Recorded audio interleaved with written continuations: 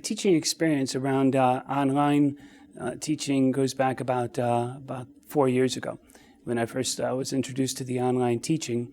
And initially, I was a little bit apprehensive because I thought that it would be very boring.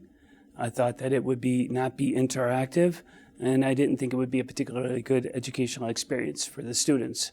However, I think I was proven wrong rather quickly because, online has been very much interactive. It's been a really good learning experience for myself and the students, and it's been much more positive, than I could have thought it ever would be. And utilizing the combination of online, hybrid, and face-to-face, I think utilizing each of these helps to strengthen the other teaching techniques. Teaching online was a wonderful experience, and I was, I found it to be something that I thought it would be that the students would not be responsive, but it was just the opposite. Students were, so much more responsive. And, one of the hesitations I had is that, I'm used to being surrounded by students. So I'm thinking it's not going to be interactive. There's not going to be a community, even though those that were getting me involved with online teaching, they said, you'll quickly establish a cohort or community. And I just, I simply did not think that would be possible. Within maybe a week of teaching a 3-week course, I very quickly realized I have a community. And I was very pleased, and I thought, not only are the students responding to me as the faculty member because it's required, but I require them to respond to their classmates. So there was all this crisscross going on, and not only were they creating a relationship with me as a faculty student, but they were creating some interrelationships with other classmates and those that continued beyond the course. So I found it to be very multidimensional, very interactive in many different ways, in a very positive, way. Having taught online, I think has strengthened my ability to teach in the classroom. And thinking about this question a little bit, I think that it has enhanced my teaching in the classroom because what I've learned is that students have a lot more to share than I was giving them credit for. Because in the online course, they're required to respond to discussion questions, they're required to respond to their classmates, and they respond with some pretty in-depth responses, which are very thoughtful. So then bringing this back to the classroom, I said, if they can be this responsive online, how can I, as a faculty member, be more successful in drawing out some of these thoughts, some of these experiences that they have into the classroom to make classroom experience more interactive as well as online? The different ways that I assess the student progress in the classroom, whether it's online or face-to-face, about a third of the class is a third of the assessment grading is based on their online responses to discussion questions, responses to classmates. And, I set up a criteria where, they're not just going to respond with a one-sentence response. They're going to respond with, a couple paragraphs. So they have a depth and scope to their response. And I find this to be really, really helpful to the point where students are actually, citing in their response to discussion questions and to their classmates, and it just creates a lot of energy. So about a third around this, maybe a third around the exams, but then we have also the drug policy papers and other projects which are real time, something that has happened in the news maybe within the past couple few weeks, couple months, what I refer to as news flashes. So, so they're, so they're being caught up with current issues that are happening, whether it's health related, whether it's drug related, in one of the drug courses I instruct, but it creates the real time research that's happening, which I think really stokes the interest of the students. When I think about academic integrity, while I would like to support the honor system, that everyone is honorable, doing the best they can, doing their own work, etc. Reality strikes, and we need to have some safeguards around that. I know with the exams, the way the exams are set up, that all of the questions, and responses are scrambled.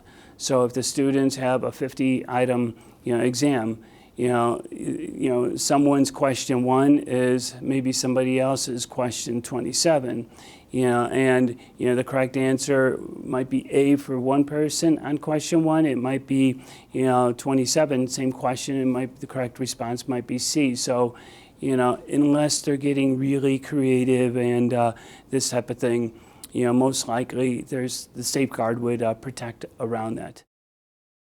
I find teaching online to be incredibly valuable in many different ways. For me, coming back to me being a faculty member with a sight impairment, some people may say one of the disadvantages is you lose the face-to-face interaction with students. For me, that doesn't play out as much. I'm not making eye contact with students. I'm not having that face-to-face interaction. What I do find, is in online, not just because it's required, but I think the students really feel like they want to express themselves. They say so much more online than they ever would in a face-to-face. Typically, there may be 20% of the students who are participating, who are contributing 90% of the discussion, whereas online it's required, 1, they're required, 2, to respond to classmates, and 3, they end up saying so much more than they ever would face-to-face. And the first time I saw this online, I'm thinking, there's no way a student would ever say so much around the area of exercise or weight management or personal issues, family issues around drugs, alcoholism, and other areas. So to me, it was an opportunity for individuals to engage and express so much more than they normally would in a classroom. Managing my own time with an online course, I found that the majority of this comes around preparing in advance for the course. So things are prepared, the exams are prepared, the discussion questions are prepared, et cetera. While, my response to students, whether it's in class or online classes, I always openly share with them that I am never fully prepared. And then I say, that doesn't mean I'm unprepared, but I like to be about 90% prepared, meaning that there's flexibility. If students begin to express interest in a particular area, there's always flexibility where we can delve into that a little bit deeper. We can expand the scope, et cetera. So for me, that's always really important. In terms of managing time, I think it's important in advance to share with students the course syllabi ahead of the course beginning online. So they have the book, they're prepared, they know what the expectations are, et cetera. So they then, in turn, can kind of get themselves prepped up for it, and readied up. An online course, especially some of these more, more condensed courses where it's a 3-week course, we still cover the entire textbook, about 800 pages over 3 weeks, but it's a different type of coverage, and where we may not have as much depth, but we still provide the students a good opportunity to learn these different subject areas. And I think what's really important, though, in class or online, is it's important for me to meet my goals, meet my course objectives, but I don't feel that I'm successful unless the students' needs are met and they're able to get what they really need around this course. I think one thing that I would like to share is I think it would be important to encourage the students to take this seriously, for them to to be disciplined, to effectively manage their time. Because if they're thinking that this is easy because it's online, I would hope that they're sorely mistaken, assuming that they're getting, sufficient education, sufficient material, etc. Encourage them to check their Canvas account daily, at least. I know that any of my responses when I'm instructing online, I'll respond multiple times a day, and so if there's questions that the students have, they get a reasonable real-time response. But I think it's really important that they don't step out and maybe step in once a week thinking this is just going to be, real easy, because not only will that likely impact their grade, but I think that it will seriously impact their learning experience. For faculty who are considering teaching online, I think what they may want to do is to kind of, ease into it, where maybe they begin teaching, a few sessions of a course online, so they kind of get a feel for, maybe they get a feel for, how much time this takes them. Because if you have 30 students in the class, you're getting 30 or more responses, and responses of students responding to other students, et cetera. So there's, so it can be a bit overwhelming initially. But I believe it's an excellent opportunity, whether it's a partial online, hybrid, or whether it's fully online.